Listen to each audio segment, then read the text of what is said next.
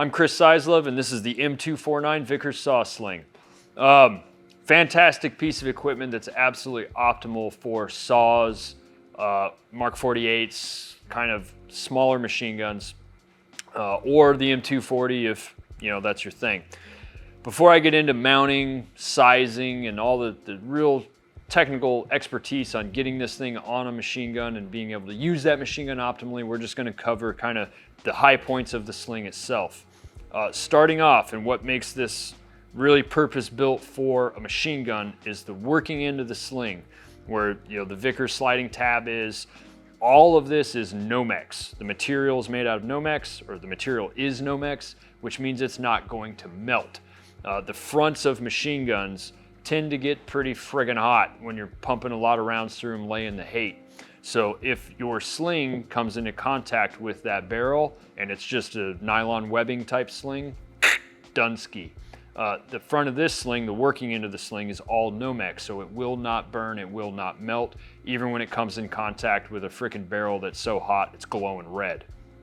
Additionally, the tri-glides and the adjuster tab and the actual adjuster buckle is metal, so it will also not melt and not burn. All right, coming back to the padded part, because we figure you're gonna put this on an M249, a Mark 48, Mark 46, or those type class of machine guns, we get a 3-inch pad in the back. And then the tail of the sling, all webbing, 2 tri-glides for adjustability. So that is the overarching kind of what's going on here with the M249 SAW Sling. When you procure one of these things, this is what you get, just the sling. But that's not the entire problem set. We still have to mount it to the gun. So we have some specific mounting hardware that will optimally mount this sling to a machine gun. All right? Can you use 550 cord, tape, snap hooks, things like that? Sure, but that's not optimal. We'll talk about why. So I have the sling. I also have an M249 machine gun sitting here. So we can go ahead and talk some particulars. When it comes to mounting hardware options, Blue Force Gear has the belt fed loop, which is absolutely optimal, probably for the back of the gun, maybe for the front of the gun. We'll talk about that a little bit. We also have the 3.25 and 6.25 wire loops. Right? These would also be great for this purpose. Can we use, HK snap hooks, zip ties, 550 cord, copious amounts of duct tape? And the answer is we should not be, because it's not optimal. And also, when it comes to metal snap hooks, most of them are steel. These sling mounting points are aluminum. All right, so when steel and aluminum mix in an aggressive manner, the steel always wins. And if I had $1 for every saw that I've seen in the wild that has the rear sling hole completely blown out of it or worn through from like a snap link or something, or a snap hook, I'd be a wealthy guy. So the belt fed loop, and if you're interested in the particulars of the belt fed loop, please see the belt fed loop product video. But I'm gonna use the belt fed loop here in the rear of the gun. To install the belt fed loop,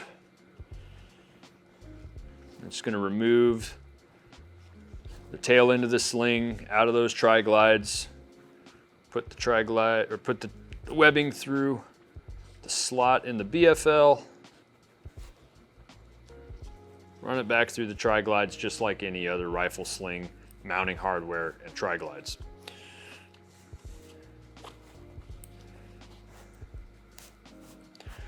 All right, the BFL's got this wire cable, steel cable, coated in nylon. We're gonna give that a squish. Get it through the rear hole in the buttstock, back through the slot, and then trap it underneath that little teardrop. So BFL's mounted, we're good there. In the front of the gun, we could use another BFL, but just for illustrative purposes, I'm going to use the universal wire loop. So most saws, Mark 48s, other machine guns, are going to give you something up here to put a sling on ostensibly. Sometimes it's a little steel ring, sometimes it's just a hole in the heat shield. So because they just gave us this little hole here, no problem. Universal wire loop. I'm gonna take that steel loop, that steel cable that's coated in nylon, squish it through the hole, girth hitch it,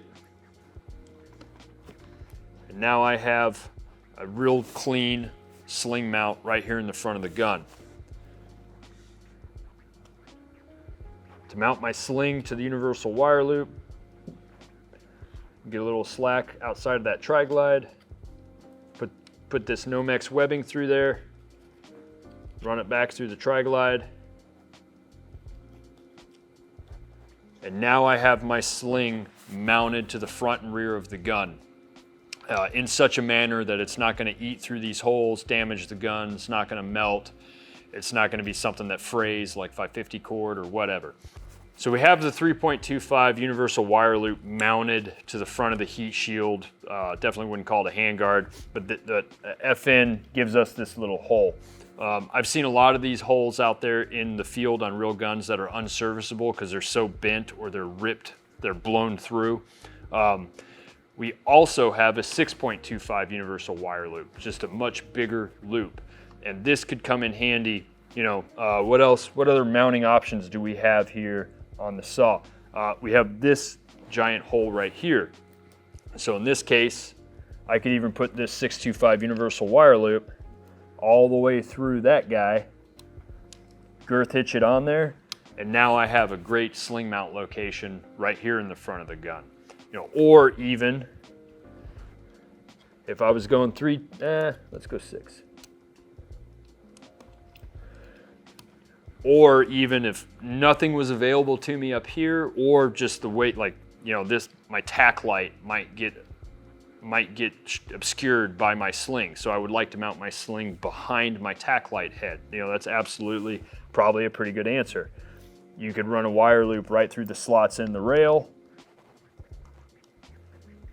girth hitch it, you know, pull that slack out, and now I have a sling mount right here kind of into the rear of the gun.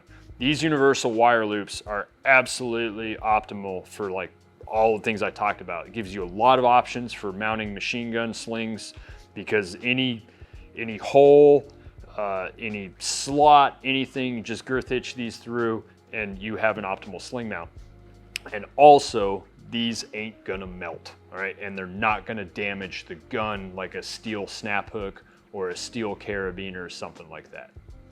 So this situation is what I was talking about earlier in the video of the importance of the Nomex, because when we are employing this machine gun, you know, offensively or operationally, this part of the gun gets wicked, wicked hot, like glowing red hot. So if I'm down in the prone and I'm working the machine gun and I have this sling off, and this sling comes in contact with the barrel, kind of winds up like that, totally okay. This is all Nomex, this is all metal, it's not gonna melt, it's not gonna catch fire, nothing like that. Is the sling ready to go? My guess is probably not, because if we wanna really run this optimally, we should be sizing the sling to the gun and the person. What do I mean by that? Well,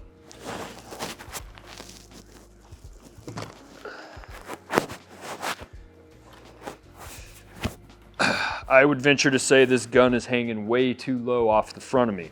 Now the Vickers sling is adjustable, so let me adjust it all the way in, and I would still submit it's still too low.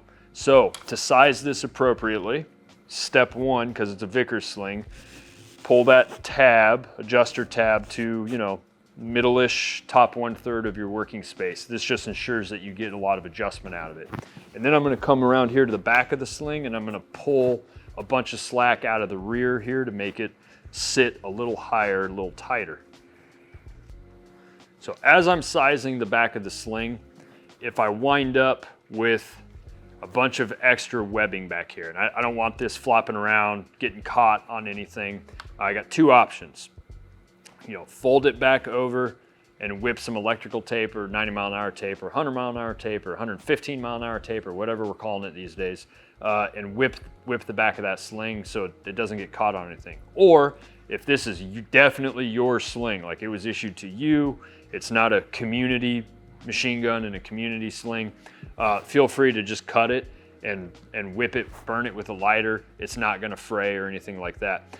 The pad on the 249 sling, as opposed to the 240 sling, is not adjustable. It's not slidable. It's a little bit thinner than the 240 sling pad, but the biggest thing is that it's not adjustable. So this pad is fixed. So you can't, unlike the 240 sling, I can't put all my excess webbing up through there and keep it nice and clean. So we got to deal with this somehow. If it is sized correctly to me, then what I'm gonna do is just fold this over, whip frickin' tape around the back of it, keep it nice and clean. So let me put this thing on and see if we're good yet. All right, not terrible. This is a pretty good carry configuration, but I would like the gun to be a little higher. Why? There we go. I would advocate carrying machine guns in this manner, maybe even another 2 inches higher.